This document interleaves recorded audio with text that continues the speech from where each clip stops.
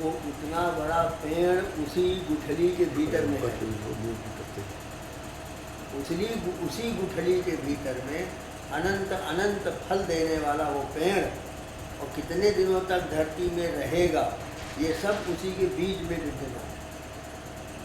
इसलिए भगवान कहते हैं बीजम माम सर्वभूतानाम विद्यपार्थ सनातनम, बीज ही सनातन है। ये जितना भी ब्रह्मांड है ये एक बिंदु के भीतर विद्यमान है। इसलिए नाद बिंदु कला कलातीत 4 अवस्थाएं हैं, और चारों एक गुरु की वंदना में आता है कि नाद बिंदु कलातीतम तस्मै श्री गुरुवे नमः।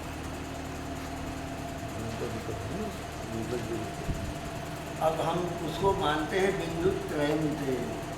तुम्हारे ये 3 बिंदु, अकार उकार मकार, सत रज तम, सतोगुण रजोगुण तमो, भूतकाल वर्तमान काल भविष्य।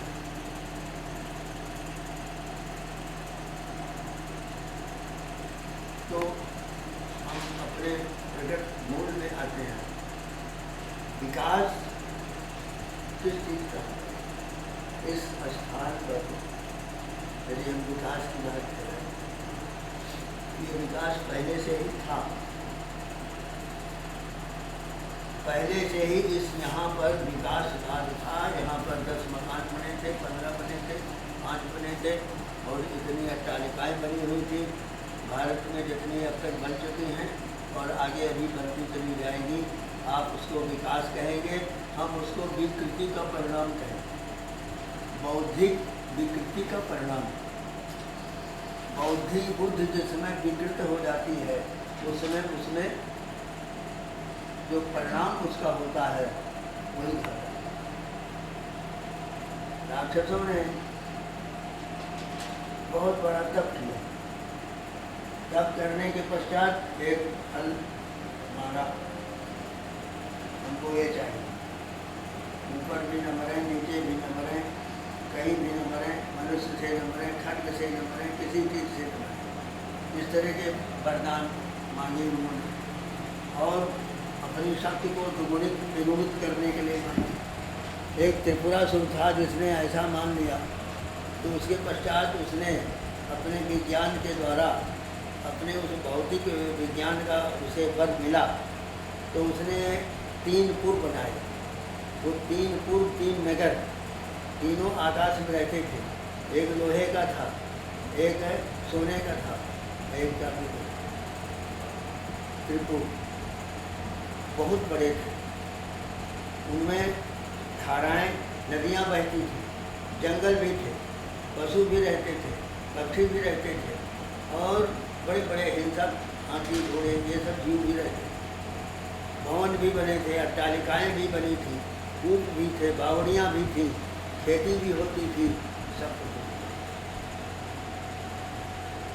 1000 वर्ष तक वो दोनों जुड़े रहे, तीनों जुड़ जाते थे, एक उसके ऊपर दूसरा, ऊपर दूसरा, और फिर 1000 वर्ष के बाद वो अपनी तरफ चले जाते, और यूँ चलते चलते चलते चलते फिर 1000 वर्ष के बाद वो नीचे से आकर के जुड़ जाते। उसमें उसने सब देवताओं से जीत करके अमृत की बावड़ी बना रखी, उसमें अमृत भर दिया। राक्षस मरते थे तो वो अमृत से जीवित करने का, और देवता मरते थे तो बड़ी हालत खराब। ये क्या था? परिणाम, उसके तप का परिणाम, रावण के तप का परिणाम, हिरण्यकश्यप के तप का परिणाम, हिरण्याक्ष के तप का परिणाम ही उसका वैभव था, उसका संपूर्ण फैलाव। ये मान लिया हमने कि इस वस्तु का ये परिणाम होगा। सत्य बोलेंगे तो ये बनो, और असत्य हम बोल करके कोई काम करेंगे तो वो इतने दूर तक अस्थायी है, उसके बाद वो नाश हो जाएगा।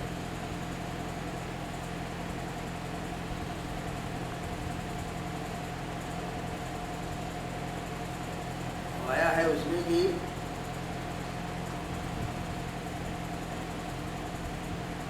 पहले विकास हो, फिर अधर्मे नैधते पूर्वम, उसको अधर्म शब्द कहा गया है। उससे सबसे पहले वो एधते वृद्धि हो। अधर्म से जितना तुम व्यवहार करोगे, घर मकान दुकान कल कारखाने व्यवहार, पहले उनकी वृद्धि होनी चाहिए। ततो भद्राणि पश्यति, फिर आपका बहुत सुख मिलेगा, बहुत बड़ा अभिमान आपके पास आ जाएगा। सारे विश्व में आप समझेंगे हमारे बराबर को। तथा सपत्नान जयत, फिर अपने बंधु बांधवों उन सबके ऊपर तुम्हारा अर्थशास्त्र विजयी होता चला जाएगा। तथा सपत्नान जयति, और फिर थोड़े दिनों के पश्चात में समूलन च विनश्यति, सहित मूल के उसका नाश हो जाता है। वर्षते रही चौरही जड़ा मूल से जाए। ये अधर्म का परिणाम। धर्म का परिणाम क्या होता है? पहले दुख होगा, कष्ट होगा, व्यथा होगा, सब तरह से उसको परेशानियां ही दिखलाई पड़ेंगी। कंटकों से व्यथित उसका जीवन होगा, कांटे ही कांटे चारों तरफ से, जीवन यापन करना बहुत मुश्किल हो जाता है। महाभारत में कथा आती है कि एक ब्राह्मण वहां पर रहता था कुरुक्षेत्र में। कपोतकी वृत्ति का ब्राह्मण था। कपोत माने कबूतर। कबूतर एक बार जो चुनती है तो एक दाना ही उसके मुंह में जाता है, दो नहीं जाता। तो ब्राह्मण ने कपोतकी वृत्ति धारण किया कि वो जो सीरा बिन करके अपना निर्वाह करता था, मांगता किसी से नहीं था। उसकी वृत्ति थी सिलोंच, सिलोंच वृत्ति। सीरा बिन करके लाना, गेहूँ कट रहा है, सीधा गिर रहा है खेतों में, वो बिन लाता। दूसरी ऋतुओं में जमीन में पड़ा हुआ अन्न का दाना जहाँ कहीं मिलता था, एक एक एक एक वो बेचता रहता। 15 दिन में लड़का, स्त्री और बहू और अपना चारों मिल करके 15 दिन में पाव डेढ़ पाव बिन पाते। तो उसको भुना करके सतुआ बना लेते। और एक दिन सतुआ सब लोगों ने आपस में बांट लिया, बराबर बराबर हिस्सा 4 भागों में, और उसको घोल करके, ठीक है, फिर 15 दिन 12 दिन 14 दिन पीने में लगता था। यह एक तप हो। और धर्म का अनुशीलन, धी धारणे धातु से धर्म शब्द की निष्पत्ति होती है। धर्म है क्या? धर्मो साक्षात नारायण, धर्म ही साक्षात नारायण। राम यहाँ पर आए तो वो कौन? साक्षात नारायण। तो साक्षात नारायण जब धर्म के रूप में आ गए तो वेद शास्त्र पुराण सब जो है वो वाल्मीकि के रूप में जन्म ले लिया। प्राचेत समकल्मषम, ये प्रचेताओं के पुत्र हैं। ये प्रचेताओं के पुत्र हैं, ये कोई चाकू और बदमाश उसके नहीं। ये सब कथा व्यर्थ की, अनंत दूसरी कथा। तो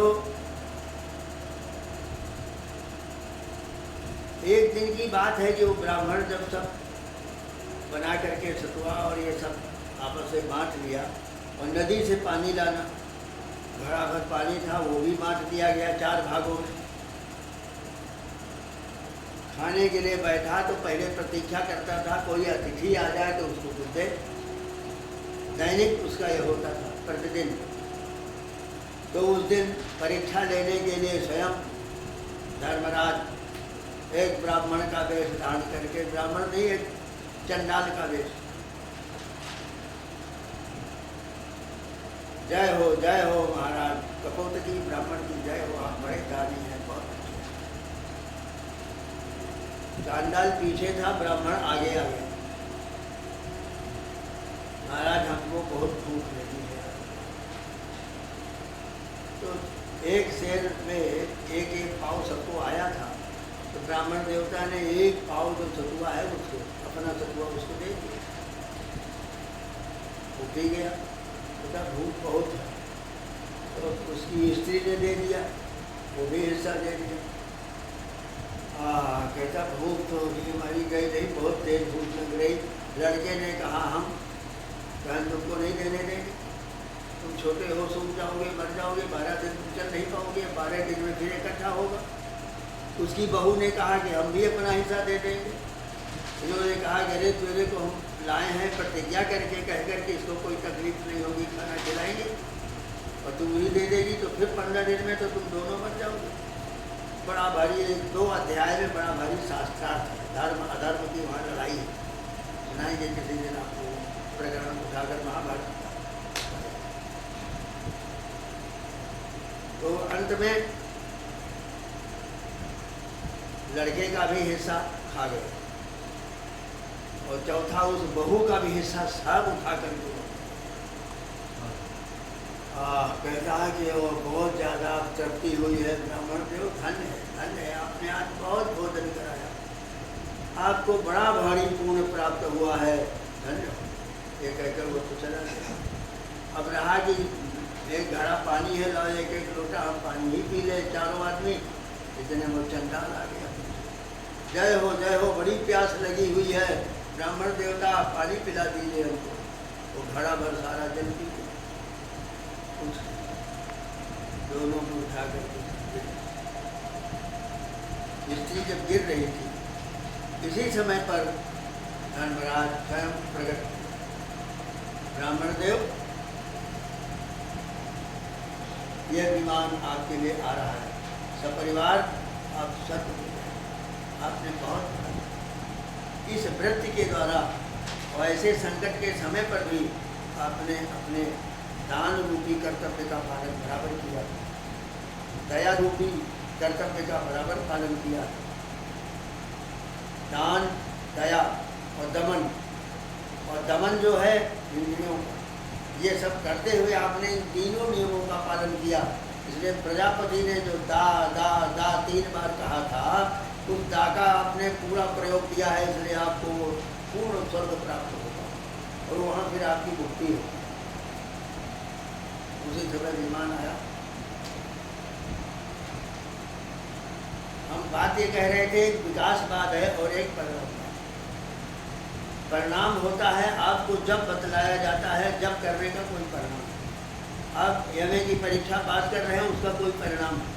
कोई परीक्षा आप देने जा रहे हैं, उसमें पास हो जाते हैं तो उसका कोई परिणाम है। तो ये सबका सब परिणाम बात। एक बम बनाया जाता है, उसका एक परिणाम है, वो कितनी दूरी तक जाएगा और कितनी दूरी तक भस्म कर सकेगा, और उससे ज़्यादा तेजी दूरी के लिए बड़े बड़े ज्ञान, बड़े विचार सब बन रहे हैं। लेकिन ये सब सीमित है, कोई असीमित नहीं है इसमें। वो परमात्मा का ज्ञान असीमित सत्ता का है।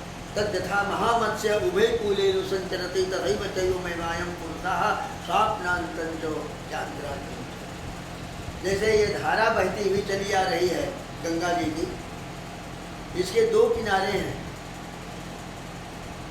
एक का नाम है, दोनों जो किनारे हैं इनमें एक का नाम है प्रकृति और एक का नाम है नियति। 2 किनारों के बीच में यह जल प्रवाहित हो रहा है। इसमें मछली जो पड़ी हुई है, मछलियाँ जो रहती हैं, उनकी ऊर्ध्व गति, तिर्यक गति, 3 तरह की गति उनमें होती है। सफरी सरमुख जल प्रवाह। सफरी माने मछली, जल का प्रवाह यूँ आ रहा है और वो उसी प्रवाह में अपनी तेजी के साथ आगे बढ़ती चली जाएगी। प्रवाह उसको ढकेल करके पीछे नहीं ले जा सकता, ये उसमें विशेषता है।